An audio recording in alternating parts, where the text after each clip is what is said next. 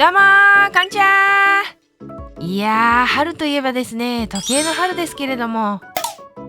この春から新社会人になったっていう方もいらっしゃるんじゃないかと思いますが、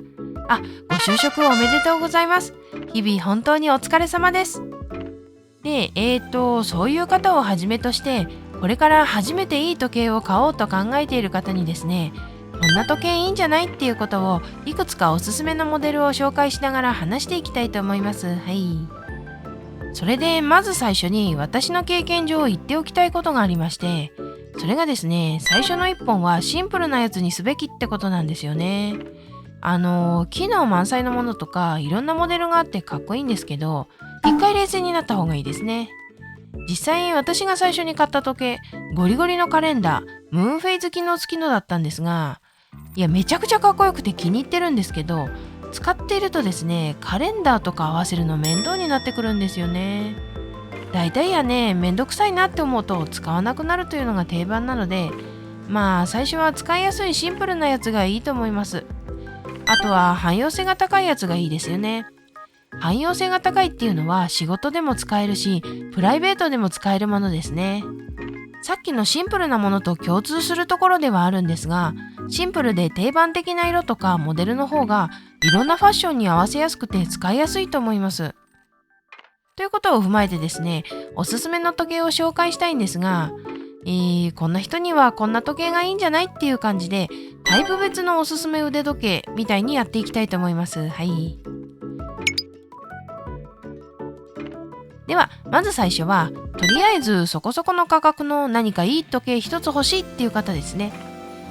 そんなにがっつり高い時計はいらないけど、ワンランク上の時計を使いたいっていう方をイメージしております。そんな方にはですね、ティソの PRX がおすすめでございます。これですね、いいんすよね。何がいいって、なんといっても高級感が抜群なんですよね。外装が非常に綺麗にできておりまして、価格以上のクラス感を感じられると思います。そしてデザインもシンプルで癖がないですし、ブレスレット一体型になっているところも個人的にはすごく好きですね。これだったらオンオフどっちもいけるので、とても使いやすいと思います。それでですね、このデザイン、さっきから非常に褒めちゃってますが、どうしてそんなに褒めるのっていうところをもう少し話しますと、これがですね、70年代の雰囲気が再現されたものだからっていうのがあるんですね。どういうことかというとですね、1970年代に登場したシースターというモデルがありまして、そのモデルがデザインソースになっているんですね。この辺りの時代というと、今流行りのラグスポが生まれた時期でして、そういう人気モデルと同じようにタイムレスな普遍的な美しさみたいなのが感じられますね。私のイメージとしては、ケースデザインはロレックスのオイスタークォーツに寄っているかなと感じるんですが、とにかく両デザインの時計だということを言いたいんですけれども、はい。で、これをおすすめしたい理由は他にもあって、それがですね、バリエーションが豊富だということなんですけれども、ダイヤルカラーがいろいろあることはもちろんなんですが、サイズが 40mm のものと 35mm のものがあって、さらに機械式とクォーツまであるんですよね。なので、好みに合ったものを選べるっていうのがいいんですよね。PRX は機械式ももちろんいいんですが、相当使いやすいスペックになっていて、最初の一本にもぴったりだと思うので、でもですね、とりあえずそこそこの価格の時計をっていう方は、機械式の煩わしさが気になると思うので、クォーツがおすすめだと思います。それでもちろん、もし今後機械式時計に興味を持ってっていうことがあっても、このクォーツは使い続けられるんですよね。機械式持ってるとクォーツ使いたくなる時あるので、そんな時にこれがあると便利なんですよね、本当に。そういう意味で多くの方に1本目としておすすめできますし、長く使える1本かなと思います。はい。では次はですね、高級時計、機械式時計に興味あります。これから買いたいですっていう方ですね。そういうこれからガチ勢になりそうな方向けにおすすめを紹介したいと思うんですが、具体的なモデルを紹介する前にですね、私なりの格言を放ってみたいと思います。時計欲しいやつこそ100万貯めろ。ちょっとドラゴン桜っぽく言ってみましたけれどもはい。で、これちゃんと理由があるんですけれども、まずですね、どの時計買おうかなっていろいろ調べたり、悩んで妄想するの楽しいじゃないですか。楽しいんですけれど、それって買うお金があってこそなんですよね。欲しいけどお金がなくて買えないっていうのは非常にモヤモヤして辛いんですが、俺いつでも買えますっていう余裕がある状態で時計見ると楽しいんすよね。というわけで、まずはお金を貯めてから悩むと楽しいねってことなんですよね。じゃあなんで100万円なんだいっていうことなんですけど、どの時計を買うにしても100万円あると選択肢がめちゃめちゃ広がるんですよね。例えばですけど、私が勝手に御三家と呼んでいるモデルがありまして、ポケモンでいうところの人影、ゼニガメ、不思議種なんですけど、それがロレックスのエクサブロー、カルティエのサントスズカルティエ、オメガのシーマスター、ダイバー 300M なんですね。なんでこれを御三家って呼んでいるかというと、誰もが知っているブランドであること、定番モデルであること、シンプルで飽きのこないデザインであること、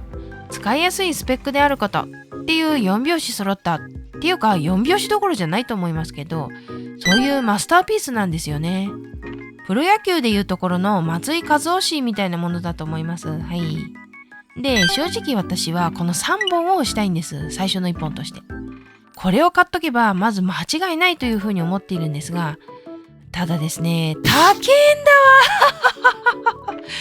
いやー、どれも100万円前後するんですよね。悲しいことに。そうなんです。だからまず100万円貯めるべきっていうことなんですよね。このあたりを選択肢に入れられるっていうのはでけえっていうわけなんです。逆にですね、ここ以上の価格帯の時計って価格と比較して劇的に良くなっていくかというと、必ずしもそうではないところがあってですね、工芸品としての魅力は増していきますが、実用品としての性能は上がらないどころか、逆に使いづらいモデルが増えていくような感じになりますね。だから私としては、ブランド、デザイン、実用性のいずれも高い次元で兼ね備えているっていうのがこの100万円っていうラインなのかなと思うわけです。そんなこんなでこの3つをおすすめしたいんですが、いや、いきなりこんな高い時計いけねえわっていう声が聞こえてきたり来なかったりしそうですが、私はここでそんな否定派の方に向けて一つの理論を披露したいと思っていまして、それがワープ理論っていうものなんですけれども、どういうものかというとですね、例えば今のロレックスのエクサブローがすごくいいなと思ったとしましょう。でも100万円という価格にたじろいでしまって、もっと安い似たようなスペックの時計を妥協して買ってしまったと。そうするとですね、その買った時計で 100% 満足できなくて、結局エクサブロー欲しくなるんですよね。で、どうなるかというと、結果的にエクサブローに行くと。そういう次第になってしまっては、これは回り道になってしまって余計お金がかかってしまいますよね。いや、回り道を全て否定するつもりはないんですが、限られた資金の中で最大限の効果を発揮するためには、最短ルートで本当に欲しい時計を買わなくてはならない。となった時のワープ理論なんですよね。つまり値段にたじろぐことなく、心のままに本当に欲しい時計を買う。これによって実は安い時計を何本も買うよりもお金がかからないし、満足度が高くなる。いきなり欲しい時計を買う。その買い方がワープ理論なんですね。まあなんだかんだ言ってますけれども、要はワープ理論でロレックスとかカルティエとかオメガをいきなり買っちゃえってことを言いたかったんです。はい。とはいえですね、いきなりそんな高いものは買えないと。そういう石橋を叩いて渡りたい派の方もいらっしゃると思うんです。そういう方のためのモデルも用意してございます。それがですね、ノモスグラシフッテのタンジェントなんですね。これもですね、いいんすよね。ノモスはドイツのブランドなんですけど、まずもってこのバウハウスデザインが素敵ですね。非常にシンプルで見やすく、いわゆる機能美が感じられると思います。しかもムーブメントにもこだわりが見られまして、完全にドイツ仕様のものにブラッシュアップされていますね。そういう面白みもあるのでおすすめなんですが、正直同じような価格帯で言うとロンチンもいいんじゃないのと、そういう声が聞こえてきたり来なかったりするわけですが、あえてこのタンジェントを押すのにはこれ以外にも理由があってですね、タンジェントみたいな時計ってないんですよね、他に。例えば先ほど触れたロンジンなんですが、正直超絶おすすめなんですけれども、ドレスウォッチでもダイバーズウォッチでもいいんですが、予算を上げると魅力的なモデルがいろいろ出てくるんですよね。ってことは、これまたいいのが欲しくなった時に被るんですよね、持っているやつと。そうなってくると、次買う時計の選択肢を狭めなくちゃいけなくて、ってなるのが怖い。そこでタンジェントなんですよね。ゴリゴリのドレスでもなくスポーツでもなくみたいなこの独特のカジュアルデザインがなかなかなくて、今後コレクションが増えていった時に邪魔にならないんですよね。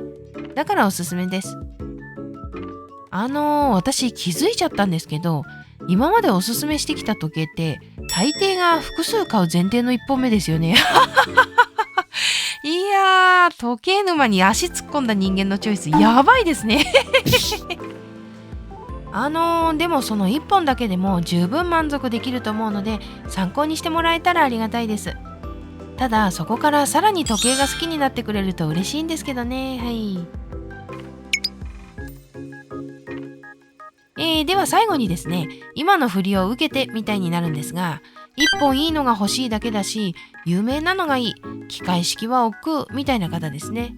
要はいいクォーツが欲しいっていう方。そんな方におすすめしたいのはカルティエのタンクマストですね。これもいいんですよね。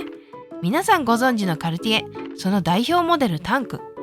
マストはタンクシリーズの中でもエントリー的な立ち位置のモデルなんですが、先代のエントリーラインにあたるタンクソロと比べてケースが丸っこくなりまして、そこが非常に良かったなと思うところなんですね。で、デザインはもうカルティエらしいお上品な顔立ちになっていまして、私にはドストライクのドレスウォッチなんですけれども、そしてこのタンクマストのめちゃくちゃいいところ、ソーラービートというソーラー充電のモデルがあるってことですね。これは電池交換がいらないのですごく便利ですし、気軽に使えるので絶対重宝しますね。もうクォーツだったらこれ一択だと思うんですが、まあ正直ですね、グランドセイコーだっていいのあるじゃねえかみたいな声が聞こえたり聞こえなかったりするんですが、これはですね、言わせてください。もしグランドセイコーのクォーツいいなぁと悩んでる方がいたらですね、声を大にして言いたいです。グランドセイコーが欲しいならクォーツよりもエボリューション9シリーズを買えと。もちろんグランドセイコーのクォーツめちゃくちゃいいんですよ。いいんですけど、それ以上にエボリューション9、いわゆる白樺というやつなんですけれども、それの出来栄えがえぐいくらいいいんですよ。グランドセイコー史に残る傑作なので、まあ値段はかなりしますけれども、私は白樺を選ぶことを全力でお勧めしたいですね。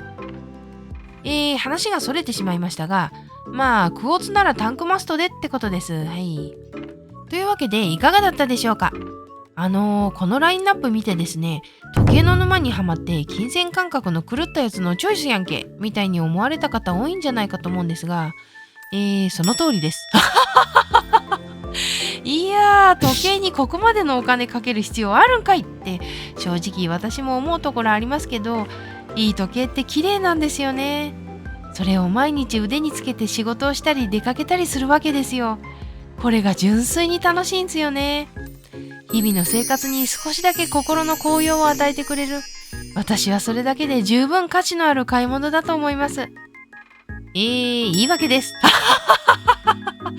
いや、なんかカッコつけて締めようと思って名言っぽい発言しちゃいましたが、柄ではないのでゆるく終わろうと思います。それではみんなあったかくして寝ろよー。ウォッチーズ&ワンダースの大反省会の時に新作ベスト5みたいなものを予想しまして、結果的には当たらずしも遠からずっていう感じで、有識者の間では動画で上げたものの他にパテックフィリップのゴールデンエリプスのブレスレットモデルとカルティエの東中モノプッシャークロノグラフが人気のようでしたね。いやー、なんだかみんなが推しているからゴールデンエリプスいいなと思っちゃったんですよね。あのブレスレットがかなり作り込んであっていいらしいんですけれども、買えないにしてもいいですよね。時計あるある、人が話題にしている時計が急に気になるということでした。それでは